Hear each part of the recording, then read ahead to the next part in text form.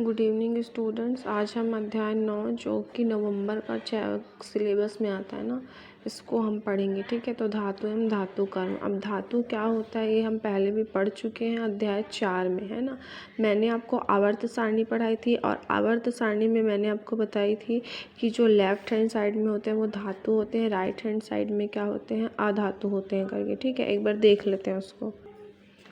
ये देखो, मैंने आपको बताई थी आधुनिक आवर्त सारणी, जिसमें 7 आवर्त होते हैं और 14 क्या होते, 18 क्या होते हैं, समूह होते हैं। तो जिसमें ये पूरे जो ग्रे कलर के हैं उनको हम क्या कहते हैं, धातु बोलते हैं। और इस तरफ जो ये इस लाइन में है इसको हम क्या बोलते हैं, अधातु बोलते हैं। और धातु और अधातु को अलग कौन करता है, उपधातु। उपधातु मतलब क्या होता है, जिसमें धातु और अधातु दोनों के गुण होते हैं उसको क्या बोलते हैं, उपधातु बोलते हैं। ठीक है, तो हमको जिसमें देखोगे तुम आवर्त सारणी में देखोगे तो तुमको ग्रे कलर ही सबसे ज़्यादा दिखेगा। मतलब कि हमारे पास जितने तत्व है उसमें सबसे ज़्यादा क्या है, धातुएं हैं। ठीक है, तो उन्हीं धातुओं के बारे में हमको क्या करना है, उस पाठ में पढ़ना है।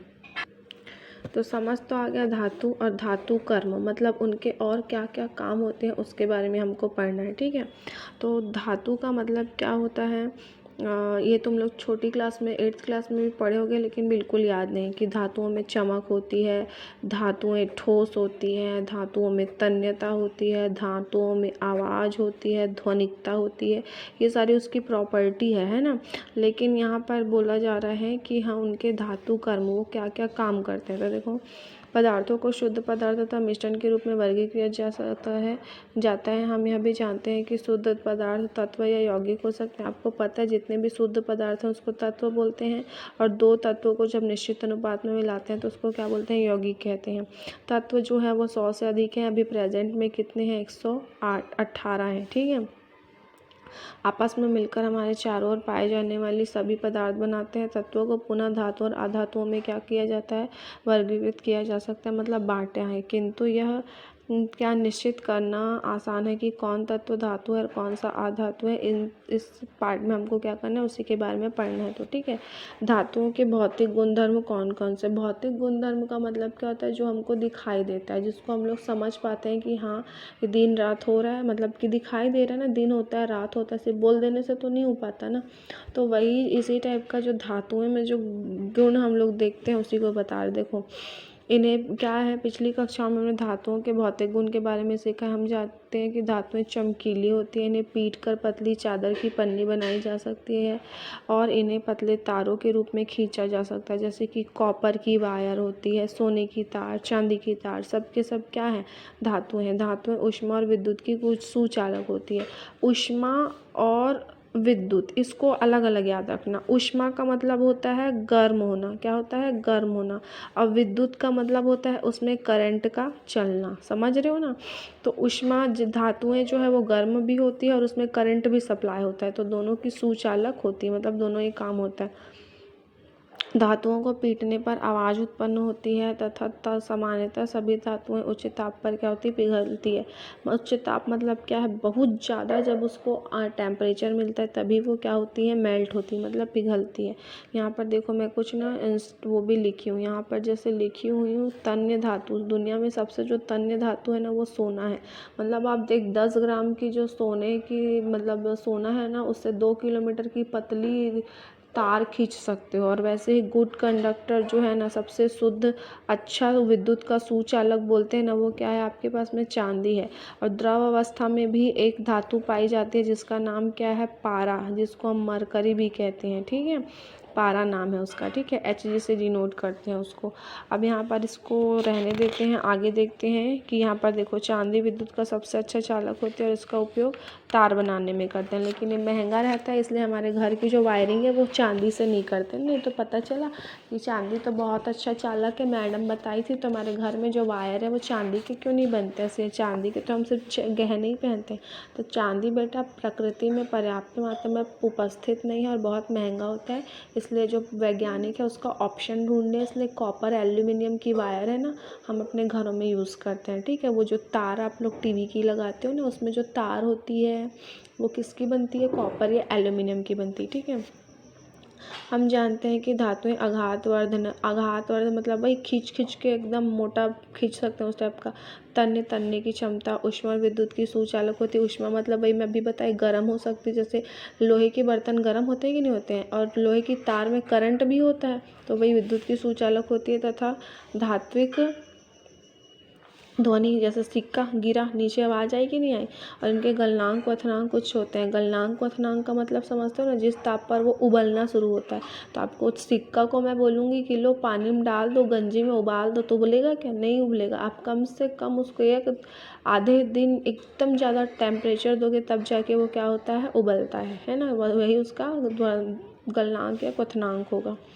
किंतु इनमें से कुछ गुण अधातुओं में भी पाए जाते हैं। अब अधातु भी होते हैं, उनमें भी ऐसी कुछ प्रॉपर्टीज़ होती हैं। जैसे कार्बन का एक अपरूप क्या है, हीरा है, जो कि दुनिया में सबसे चमकदार है।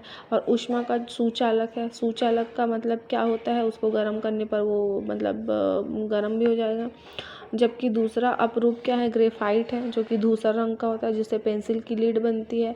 वह विद्युत का सुचालक होता है। जबकि हमने क्या पढ़ा कि अधातुएं जो है वो क्या होती है, विद्युत की कुचालक होती है। लेकिन जो ये धातु मतलब ये जो ग्रेफाइट है वो धातु क्या हो रहा है, विद्युत का सुचालक हो रहा है। मतलब कि अपवाद है कि नहीं है। आयोडीन अधातु है, फिर भी इसमें क्या है, रवे के समान चमकदार होते हैं। फिर से देख लो, हमने तो सिर्फ पढ़ा है कि धातुएं चमकदार होती है, अब तो अब अधातु भी उस श्रेणी में आ गया।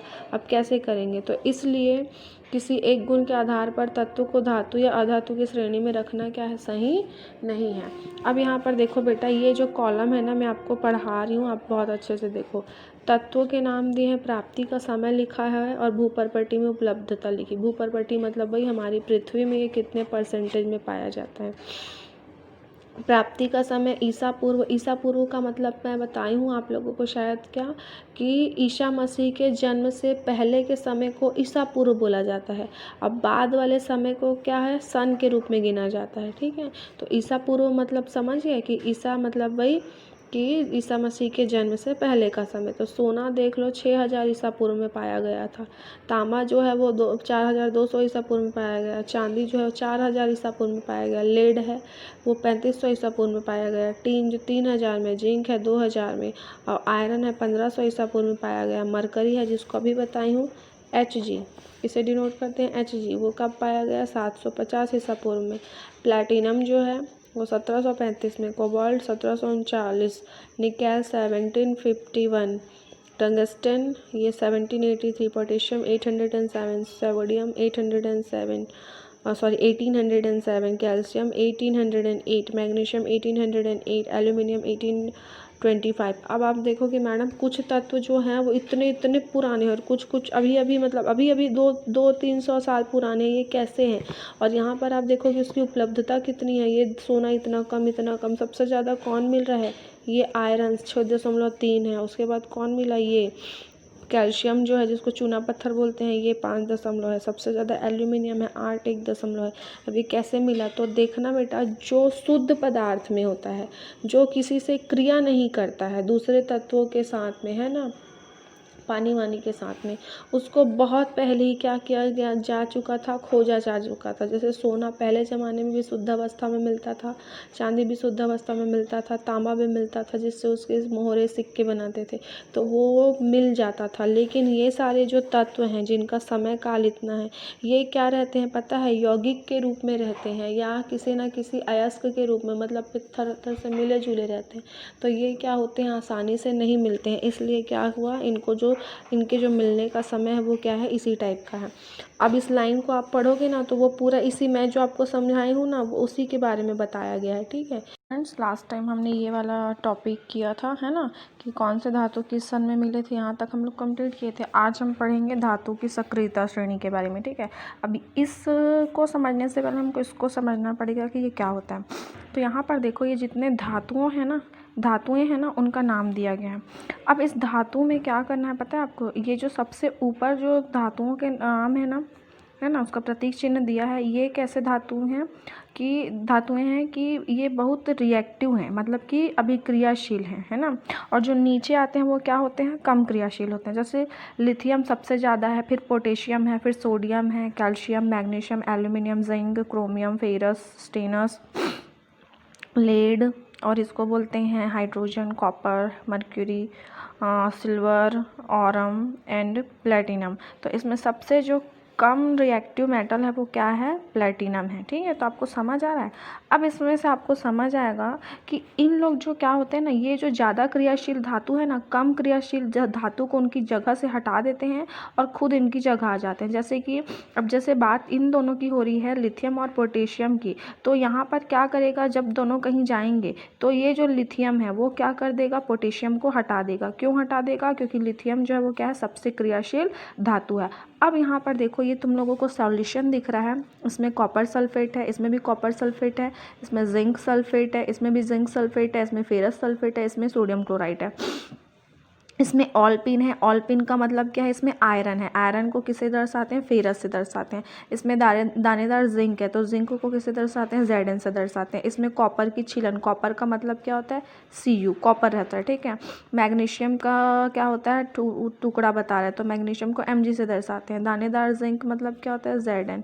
और यहीं पर NaCl में दानेदार जिंक में क्या होता है? ये Zn होता है। अब बात हो रही है कि इसमें क्या होता है करके, तो मैंने आप लोगों को बताई थी, विस्थापन विधि बताई थी ना, तो वैसे ही यहाँ पर देखो, जो कॉपर है वो फेरस से क्या है? कम क्रियाशील है। देख लो, क्रियाशील में जो कॉपर है वो कहाँ आता है? नीचे आता है। वहीं पर जो फेरस है वो ऊपर आता है। तो अब इन दोनों की तुलना करेंगे तो जो फेरस है वो कॉपर को क्या कर देता है? हटा देता है और खुद उसकी जगह क्या हो जाता है? आ जाता है। क्यों आ जाता है? आपको दिख रहा है, क्योंकि ये क्या है?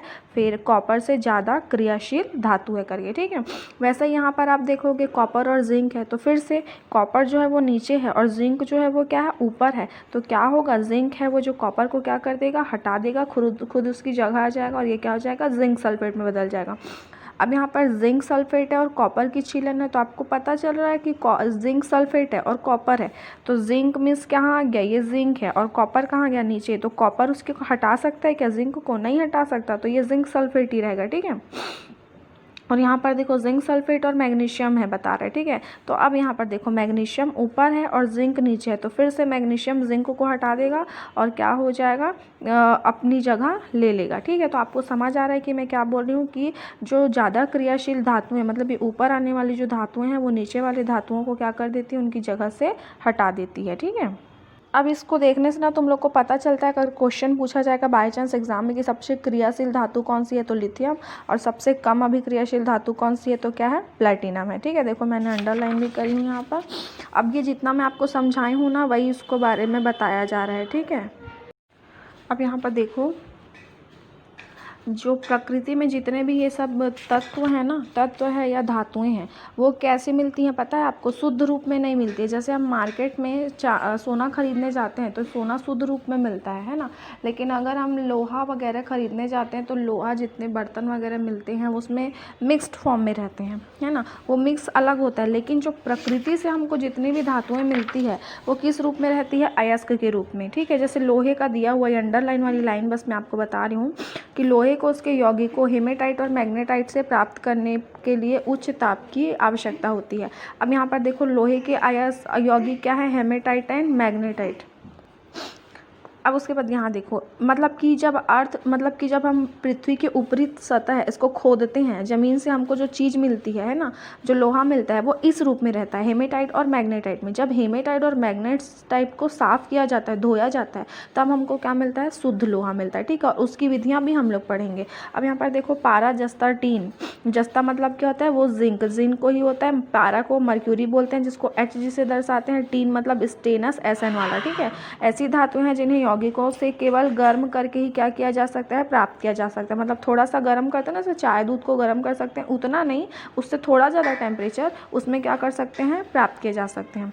लोहे से अधिक सक्रिय धातुएं सोडियम, पोटेशियम केवल यौगिक के रूप में मिलती है। यौगिक का मतलब क्या है? शुद्ध रूप में नहीं मिलेंगी।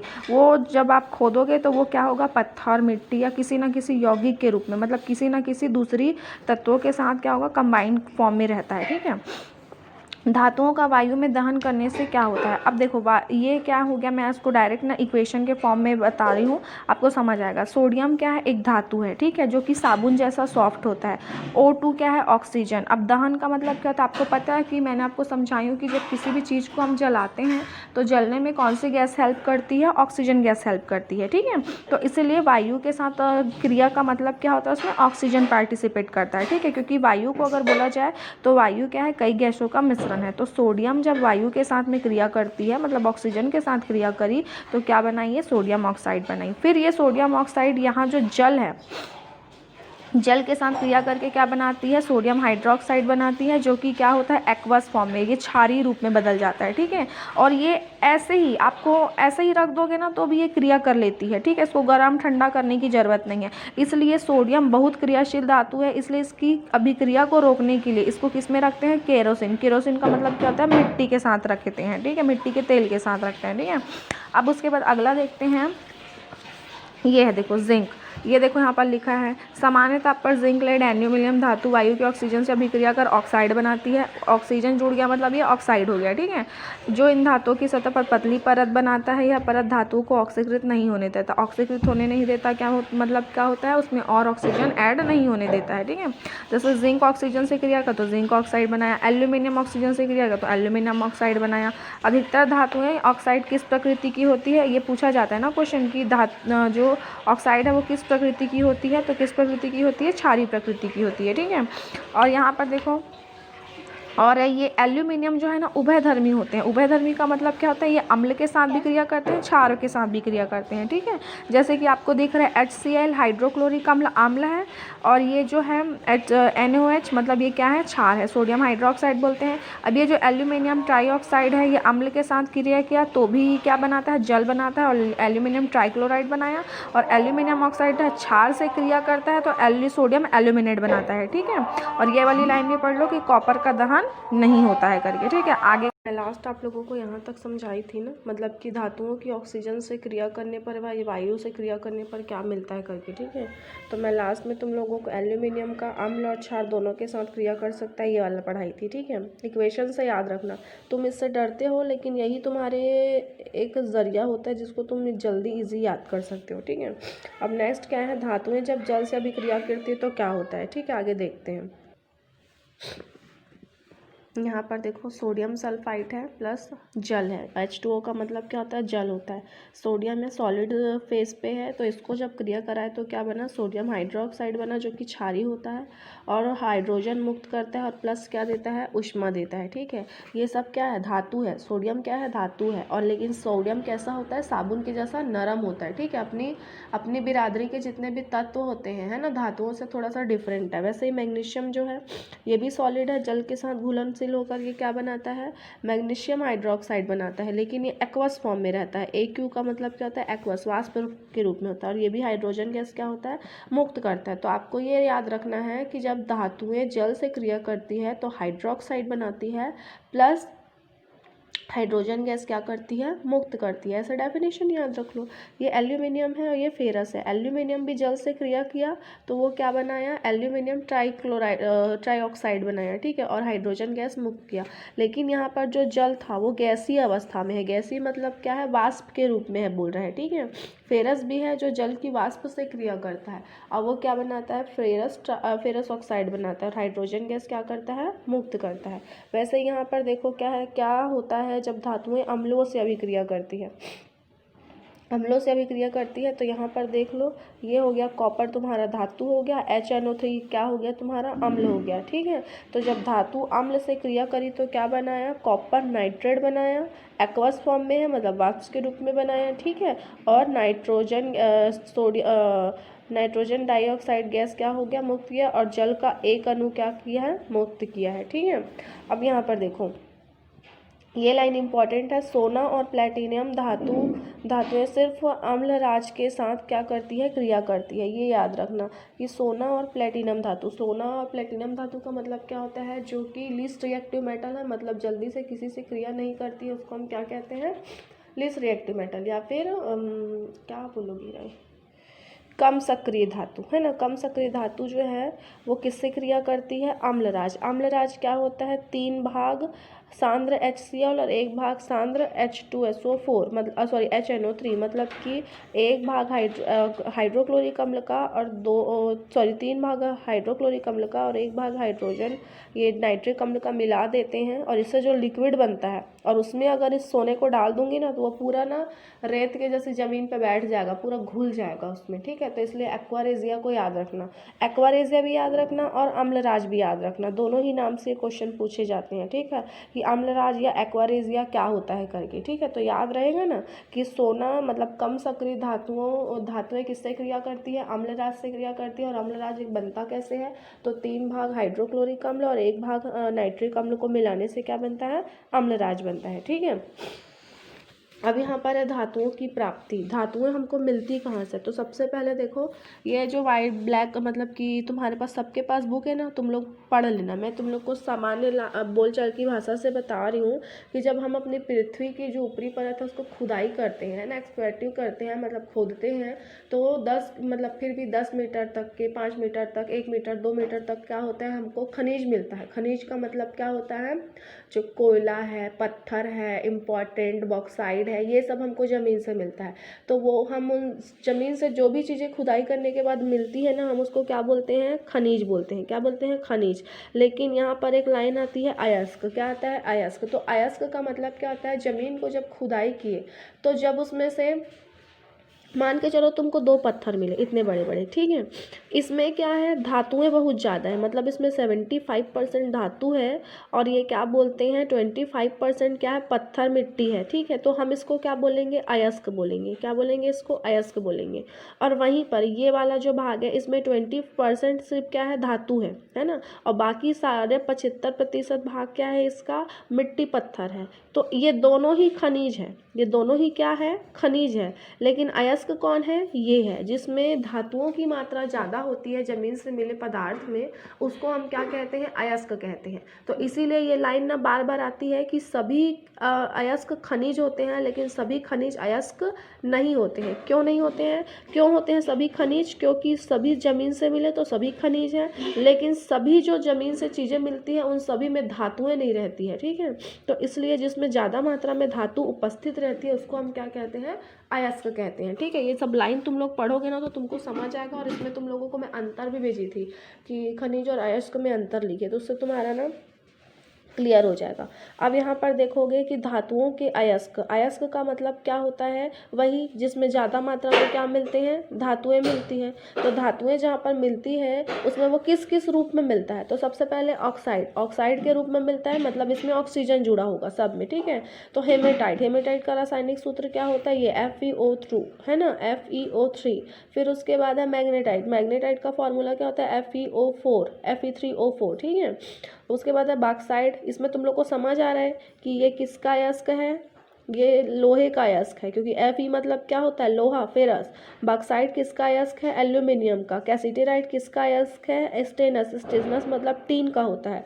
फिर जो कार्बोनेट, कार्बोनेट का मतलब जितना पत्थर चूना वगैरह आता है, गिट्टी मिट्टी, उसको बोलते हैं, ठीक है। जिसमें लाइम स्टोन मतलब चूना पत्थर ही होता है, ठीक है। तो डोलोमाइट, डोलोमाइट का फॉर्मूला क्या है, MgCO3 CO3 ये होता है, ठीक है। तो इससे क्या मिलता है हमको, मैग्नीशियम मिलता है और प्लस क्या मिलता है, कार्बोनेट भी मिलता है। लाइमस्टोन चूना पत्थर, इसका तो सूत्र ही होता है CaCO3। उसके बाद सल्फाइड का देखो, कैलामाइन होता है, कैलामाइन से क्या मिलता है, जिंक मिलता है, Zn मिलता है, ठीक है। फिर सल्फाइड है, सल्फाइड में क्या मिलता है, फेरस मिलता है। कॉपर पायराइट में क्या मिलता है, कॉपर और आयरन दोनों मिलता है। सल्फेट में क्या मिलता है, जिप्सम मिलता है, ठीक है। जिप्सम में क्या प्रेजेंट रहता है, ये आपको समझना पड़ेगा, आगे वाला जो चैप्टर है ना उसमें जिप्सम को आपको पूरा डिटेल में पढ़ाऊंगी, ठीक है। अब उसके बाद है छत्तीसगढ़ के प्रमुख खनिज जिनका वितरण होता है। अब छत्तीसगढ़ में बहुत सारे खनिज पाए जाते हैं। अब कहाँ क्या क्या मिलता है उसको तुम लोग क्या करोगे, ये जो पूरा टेबल बना हुआ है इसमें पूरा लिखा हुआ है कि कहाँ क्या क्या मिलता है करके, ठीक है। तो ये पूरा दिया हुआ है कि हेमेटाइट कहाँ कहाँ मिलता है, बॉक्साइट कहाँ कहाँ मिलता है, इन सबको आपको याद रखना है, ठीक है। इनमें से इम्पॉर्टेंट है ना उसमें मैं सर्कल मार दी हूँ, ये जरूर पूछा जाता है। अलेक्जेंड्राइट जो है वो हीरे के जैसा दिखता है, ठीक है, हीरा जैसे इंपॉर्टेंट पत्थर है जो कि कहाँ मिलता है, रायपुर के देवभोग में मिलता है, ठीक है। बाकी सब तो आपको पता ही रहना चाहिए। उसके बाद है धातु कर्म। धातु कर्म मतलब क्या होता है, अब हमको ज़मीन से अयस्क मिल गया है ना, अब अयस्क को साफ करके ही तो धातु मिलेगा ना, तो धातु की जो कर्म होती है, जहाँ धातु को कूटते हैं, पीटते हैं, छानते हैं और उससे शुद्ध धातु लेकर आते हैं, उसी को क्या बोला जाता है, धातु कर्म बोला जाता है। ठीक है, तो देखो अयस्कों से धातु प्राप्त करने की प्रक्रिया को क्या बोला जाता है, धातु कहते हैं या धातु का निष्कर्षण बोलते हैं। ठीक है, ये 3 विधियों में होता है, 3 स्टेप्स में होता है। सबसे पहले अयस्क का सांद्रण मतलब उसको साफ किए, धातु का निष्कर्षण मतलब गिट्टी मिट्टी जितना भी है उससे क्या करेंगे, धातु को अलग करेंगे गर्म करके, और उसके बाद में धातु का शुद्धिकरण मतलब अभी भी जो धातु मिली वो इम्प्योरिटीज से भरी पड़ी मतलब शुद्ध नहीं है, तो उसको क्या करते हैं, गर्म करके शुद्ध रूप में प्राप्त करते हैं। अब ये जो है ना बहुत इंपॉर्टेंट है, इसको मैं कल है धातुओं